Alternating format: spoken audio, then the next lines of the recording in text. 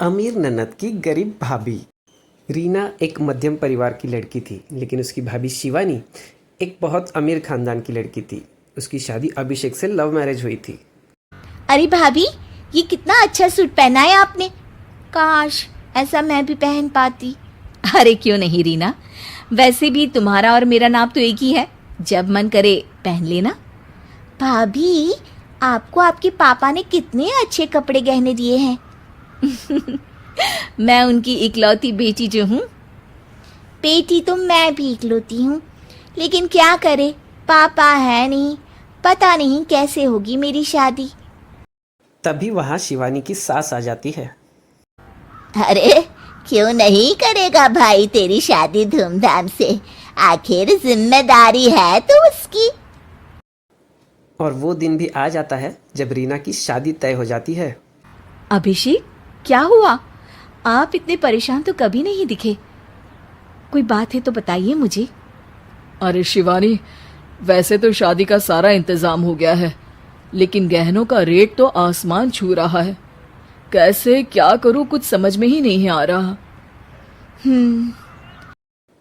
थोड़ी देर में शिवानी अपने पूरे गहने अभिषेक के सामने रख देती है। ये लीजिए, गहनों का इंतजाम भी हो गया। अरे नहीं नहीं शिवानी, मैं ये गहने किसी हालत में भी नहीं ले सकता।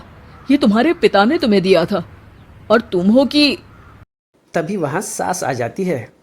अरे तो क्या हुआ, इसकी तो हो गई ना शादी, अब किसे दिखाने हैं इसने गहने। सास शिवानी के हाथ से गहनों का डब्बा लेकर वहाँ से चली जाती है।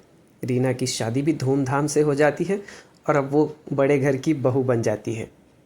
लेकिन वहीं दूसरी तरफ शादी के बाद अभिषेक और शिवानी उसके शादी के कर्जों में डूब जाते। मैं सोच रही हूँ नौकरी करनी शुरू कर दूँ, वैसे भी पढ़ी लिखी हूँ, आपकी थोड़ी मदद भी हो जाएगी।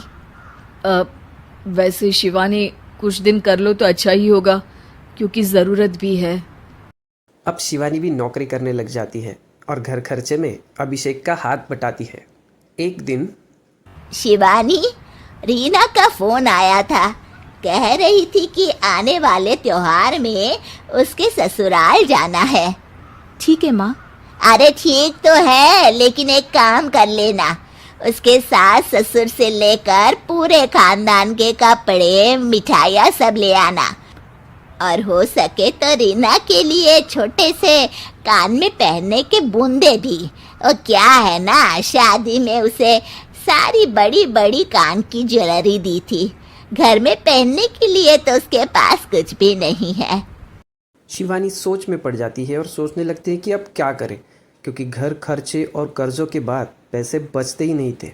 फिर वो अपने पापा को फ़ोन करती है और उनसे पैसे मांगती है। देखो शिवानी, मैंने तुम्हें शादी के वक्त ही मना किया था कि ऐसे घर में शादी करनी ही नहीं चाहिए। अरे अभिषेक को शर्म आनी चाहिए जो ससुराल से पैसे मंगवा रहा है। शिवानी को पिताजी की बात पर गुस्सा आ जाता है। आप मेरे पिताजी हैं और मैं परेशान थी, इसलिए आपसे मदद की उम्मीद की पापा।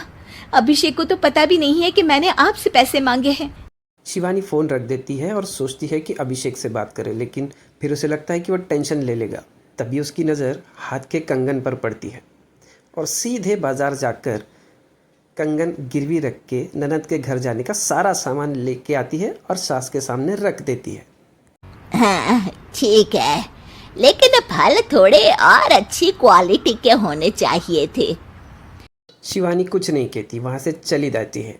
फिर एक दिन शिवानी, रीना का फोन आया था, बहुत रो रही थी। क्यों माँ, क्या हुआ?